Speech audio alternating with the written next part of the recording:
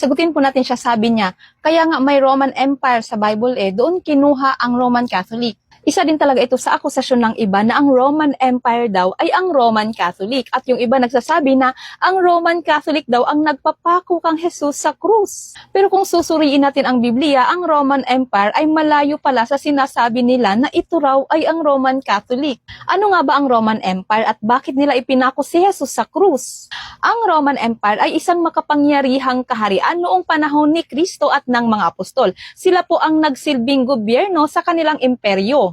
At karamihan sa mamamayan nila ay mga pagano, hindi nila kilala ang tunay na Diyos. Ang kinikilala nilang Diyos ay gaya ni na Sol, the Sun God, Jupiter, Saturno, Janus at iba pa. Marami silang mga Diyos-Diyosan. Hindi nila kilala ang Diyos Ama, Anak at Espiritu Santo. At ang Roman Empire ay ang may authority, ang may hawak ng gobyerno noong panahong iyon. Halimbawa, kagaya ng sa Middle East, ang may hawak ng gobyerno doon ay Islam at ang karamihan sa mamamayan doon ay Islam din. So itong Roman Empire o ang gobyerno noong panahon ni Jesus, sila po ang nagparusa kang Jesus dahil sa reklamo ng mga Hudyo. Kung baga ang mga Hudyo or ang mga Jewish ang nagsampa ng kaso laban kang Jesus, ngunit ang nagpataw ng parusa ay ang Roman Empire dahil sila ang gobyerno sa panahon na yon. Juan chapter 18 verse 31, sinabi sa kanila ni Pilato, kunin ninyo siya at hatulan ayon sa inyong kautusan. Sumagot ang mga Hudyo, hindi kami pinahihintulutang pumatay ng sinuman.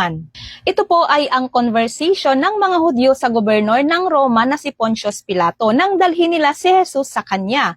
Ang mga Hudyo kasi ay walang authority magparusa o pumatay sa mga taong iniisip nilang nagkasala sa kanila. Kaya kailangan nilang dalhin si Jesus kay Pontius Pilato, ang Roman governor, para doon na maparusahan. Pero alam nyo ba mga kapatid na sa investigasyon ni Pontius Pilato ay walang anumang kasalanang nagawa si Hesukristo?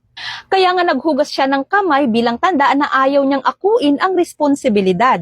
Mateo chapter 27 verse 24, nang makita ni Pilato na wala siyang magawa, naghugas siya ng kamay sa harap ng mga tao at sinabi, wala akong sala sa dugo ng taong ito. At hindi lang yan, 3 beses niya sinabi na walang kasalanan si Jesus, na mababasa sa Juan chapter 18 verse 38 at Juan chapter 19 verse 6. Kaya ang hatol talaga ng Roman government ay walang kasalanan si Jesus. Pero bakit nga ba pinarusahan pa rin siya? Juan chapter 19 verse 6 to 7, pagkakita sa kanya ng mga punong pari at ng mga bantay, sila'y nagsigawan.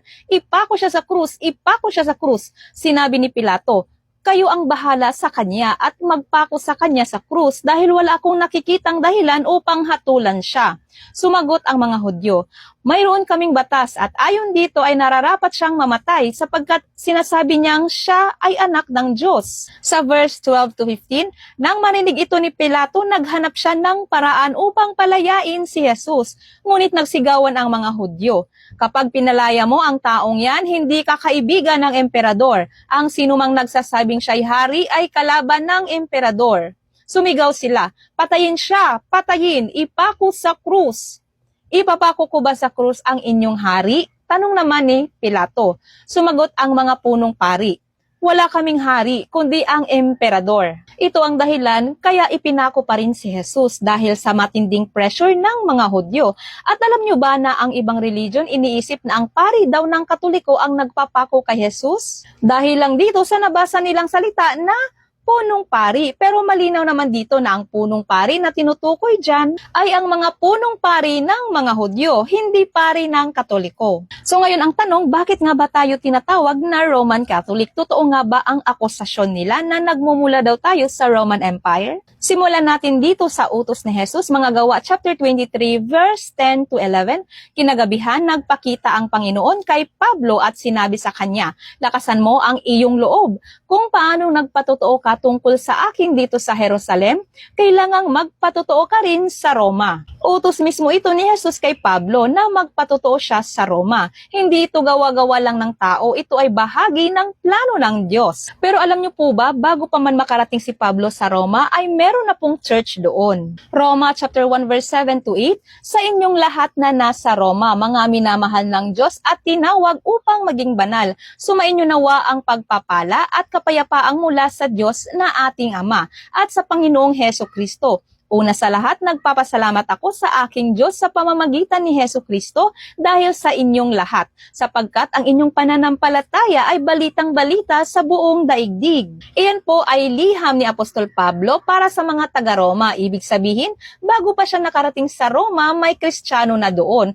Pero bakit inutusan pa rin siya ni Jesus na pumunta doon para magpatotoo din? Ang sagot, dahil may layunin ng ating Panginoong Jesus sa Roma. Nais niyang ipalaganap ang kanyang iglesia hanggang sa sentro ng mundo noong panahong yun. Kasi ang Roman Empire ay ang pinakamakapangyarihang kaharian sa panahong yun. Kung ang ebanghelyo ay makarating sa Roma, madali itong kakalat sa iba't ibang panig ng mundo.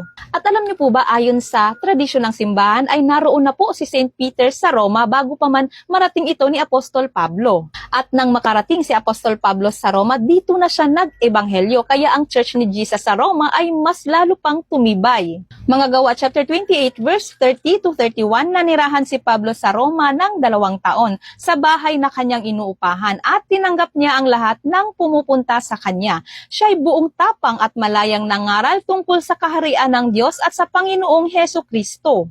Dito po nagsimulang lumakas ang pananampalataya sa Roma hanggang sa dumaan ang maraming taon, libong taon dahil sa sigasig ng mga disipulo ng mga apostol.